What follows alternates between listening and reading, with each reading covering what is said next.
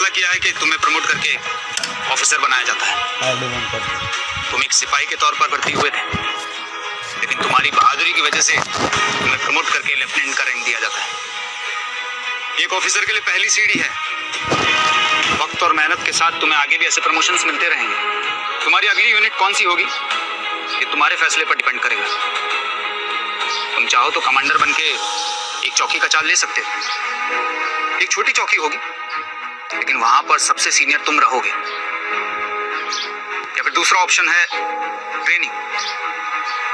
तुम्हारी पहली ट्रेनिंग अधूरी रह गई थी। तुम चाहो तो कमांडो ट्रेनिंग के पहले पड़ाव के लिए जा सकते हो।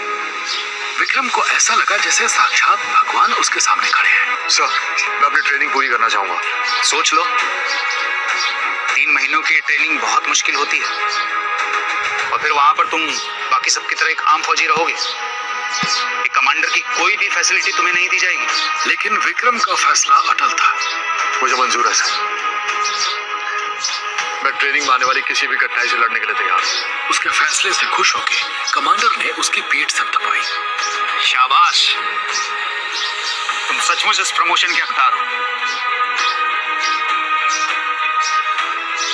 तो लेफ्टिनेंट विक्रम चौहान, ये तुम्हारे बैचेस लो,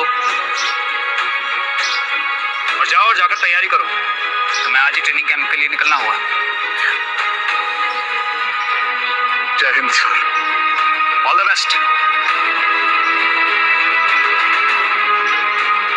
तैयारी करने के लिए विक्रम के पास कोई सामान नहीं था।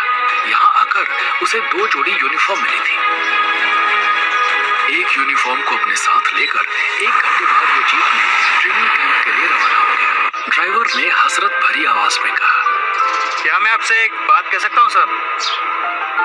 आप जब यहाँ आए थे तो मैं यहाँ सीनियर था, लेकिन 3 दिन में आपने ऐसा क्या किया जो आपको इतनी बड़ी प्रमोशन मिल गई? विक्रम ने मुस्कुराकर जवाब दिया, बस किस्मत समझ लीजिए मेरी। आया तो मैं भी यहाँ पर था ऑफिसर बनने, लेकिन एक आम आदमी के लिए यहाँ का सफर बहुत मुश्किल होगा। आपकी किस्मत बहुत अच्छी है सर। Thank you. क्या आपके फोन से कॉल मिला सकता हूँ? जरूर। हेलो। हेलो विक्रम, कैसा है तू बेटा? वहाँ सब ठीक है ना? बाबा, आपको एक खुशखबरी देनी थी। क्या? आपके बेटे को फौज से मेडल मिला है, और साथ ही साथ प्रमोशन भी दे दिया गया। सच बोल रहा है ना? मजाक नहीं कर रहा हूँ बाबा, सच में। अब आप सिपाही विक्रम चौहान से नहीं, लेफ्टिनेंट विक्रम चौहान से बात कर रहे हैं। लेफ्टिनेंट? जी बाबा। अरे अरे सुनो सुनो, क्या कह रहा है? दूसरी तरफ फोन छोड़कर उसके पिता खुशी से चिल्लाकर पूरे मोहल्ले को यह खबर देने लगे। विक्रम सोच सकता था इस वक्त वहां कैसा माहौल होगा। पहाड़ों के घुमावदार रास्तों का सफर तय करके जब उनकी जीप ट्रेनिंग कैंप तक पहुंची तो दिन ढलने लगा था। छोटी छोटी पहाड़ियों और ऊंचे पेड़ों से घिरे कैंप के अलावा वहां कुछ नहीं था।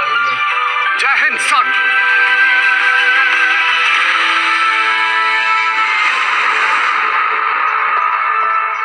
रिश्तेदारी का फायदा उठाकर आए। ये सभी कड़ी मेहनत करके इतने काबिल हुए हैं कि इस ट्रेनिंग का हिस्सा बन सके। अपने अपने कैंप के बेहतरीन कैडेट्स कितने कंपटीशन पास करके यहाँ आए हैं। सिफारिश लेकर आने वाले अगर इनके बराबर खड़े हों तो मुझे बहुत गुस्सा आता है। और वैसे भी तुम ट्रेनिंग शुरू होने के 3 दिन बाद एक चिट्ठी लेकर इनके बराबर खड़ा होना चाहते हो। ऐसा कभी नहीं होगा। सॉरी सर, पर मेरे पास कोई सिफारिश नहीं है। मेरा कोई भी रिश्तेदार ऐसी जगह नहीं है कि वो सिफारिश दे सके। रिश्तेदारी नहीं है तो क्या सजा काटने आए हो? क्या तुम्हारे सीनियर ऑफिसर्स ने जबरदस्ती तुम्हें यहाँ भेजा है? तुम्हारे लिए इनका कोर्स फिर से शुरू नहीं होगा। इनकी ट्रेनिंग दोबारा नहीं होगी। जहां तक ट्रेनिंग हो चुकी है उसके आगे की होगी। तुम हमेशा इनसे पीछे रहोगे, इसलिए इनके साथ ट्रेनिंग की क्लास नहीं ले सकते।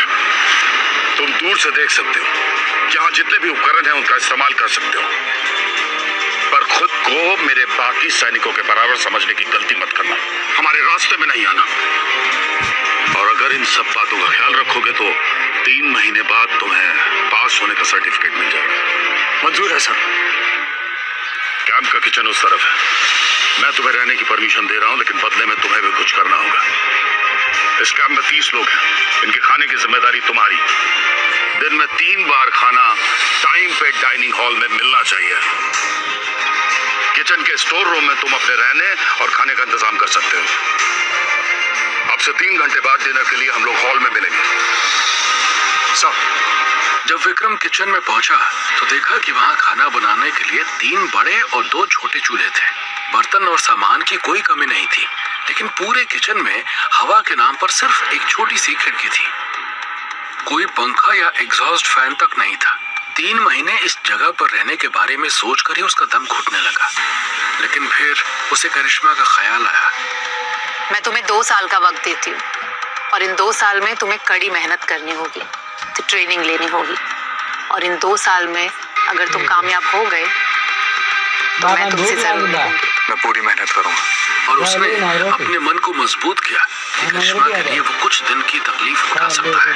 विक्रम के गांव में हर त्योहार और खास मौकों पर सभी लोग मिलजुल कर खाना बनाते थे और एक साथ खाते थे। इसलिए 30 लोगों का खाना बनाने में उसे ज्यादा मुश्किल नहीं हुई। 1 घंटे बाद जब कमांडर और सैनिक डाइनिंग हॉल में पहुंचे तो टेबल पर लगे हुए दाल, चावल, सब्जी और रोटी के बर्तन देखकर हैरान रह गए। सबने पेट भर खाना खाया, लेकिन किसी ने न विक्रम का धन्यवाद दिया न उसे खाने के लिए पूछा।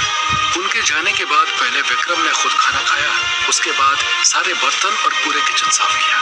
कैंप के मैनेजर से विक्रम ने जरूरत का सभी सामान लिया और तख्त को साफ सुथरा बिस्तर बनाया। इन सब के बाद विक्रम ने थकान मिटाने के लिए कुछ देर योग किया और ध्यान लगाया। जल्द ही वो फिर से ताकत और स्फूर्ति महसूस करने लगा। लेकिन शाम की घटनाएं उसे परेशान कर रही थी। वो कितने उत्साह के साथ ट्रेनिंग कैंप में आया था, लेकिन यहाँ आकर उसे सिर्फ अपमान और तिरस्कार मिला। अगर उसे कमांडर से ट्रेनिंग नहीं मिलने वाली थी तो उसे खुद अपने आप को ट्रेनिंग देनी होगी। उसने हिसाब लगाया कि दिन में 3 बार खाना बनाना और किचन साफ करने में उसे 5 से 6 घंटे का वक्त लगेगा। रात को 3 घंटे की नींद लेकर उसके पास करीब 15-16 घंटे अपने लिए बचते थे। सबसे बड़ा सवाल था कि वो ट्रेनिंग कहाँ से शुरू करे। विक्रम को जब करिश्मा की बुद्धि और पराक्रम याद आई तो उसने अपने आप को पहले जंगल में लड़ाई के लिए उपयुक्त बनाने का फैसला किया। कैडेट के तौर पर उसे खाली गन दी गई थी। गन लेकर विक्रम खिड़की के रास्ते कैंप के पीछे वाले जंगल में जा पहुंचा। कई घंटे अभ्यास करने के बाद जब वो वापस आया तो रात के 3 बज रहे थे। कुछ देर सोकर विक्रम सुबह 4 बजे उठ गया और सबके लिए नाश्ता बनाया। खाने के बाद जब वो सफाई कर रहा था तो उसने देखा सभी कैडेट्स वजनदार बैग उठाकर दौड़ रहे हैं। कुछ देर बाद वो रस्सी की बनी सीढ़ियों पर तेजी से उतरने चढ़ने की प्रैक्टिस करने लगे। जंगल में जाकर पहले विक्रम ने अपने बैग में ढेर सारा पत्थर भरा और कुछ घंटे तक बिना रुके दौड़ता रहा। फिर उसने छोटे बड़े पेड़ों पर तेजी से उतरने चढ़ने का अभ्यास किया। तब तक दोपहर का खाना बनाने का समय हो गया था। अगले कई दिन यही प्रक्रिया चलती रही। कैडेट्स को देखकर विक्रम उनसे मिलते जुलते अभ्यास जंगल में करता, लेकिन वक्त पर आकर सबके लिए खाना बनाता। सभी कैडेट्स ज्यादातर उसे नजरअंदाज करते थे, पर डाइनिंग हॉल में आते जाते वक्त वो उसका मजाक उड़ाते। खुद में तो दम है नहीं, इसलिए चुपचाप खाना बनाते रहे, वरना कमांडर के सामने हाथ जोड़ जोड़ कर ट्रेनिंग में आने की कोशिश करते रहे। वापस जाके अपनी यूनिट को सिखाऊंगा प्याज कैसे छीलते, आलू कैसे काटते। सबके ठहाकों से और इस तरह की बातों से विक्रम को फर्क पड़ना बंद हो गया था।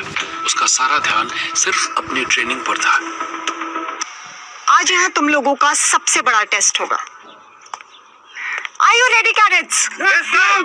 वहीं विक्रम खाने की ट्रे लेकर टेबल पर खाना लगाने लगा और ये देखकर साक्षी का खून खौल उठा। जवान इधर आओ। Yes, ma'am. तुम प्रैक्टिस के टाइम पे खाना बना रहे हो और सर्व कर रहे हो। फौज में बावर्ची बनने आए हो क्या? मैडम, ये यहाँ का सबसे इनडिसिप्लिन और वर्थलेस कैडेट है। प्रैक्टिस के नाम से भी दूर भागता है, बस किचन में रोटियां बेलता रहता है। शर्म आनी चाहिए तुम्हें। लोग कितने सारे सपने देखते हैं यहाँ तक पहुँचने के लिए, और तुम टाइम पास कर रहे हो। मैडम, ये सिफारिश लेकर आया है, इसलिए इसका कुछ कर भी नहीं सकते। क्या कोई मुहूर्त निकलवाना पड़ेगा? जाओ ट्रेनिंग ग्राउंड पे खड़े हो जाओ प्रैक्टिस के लिए। गो।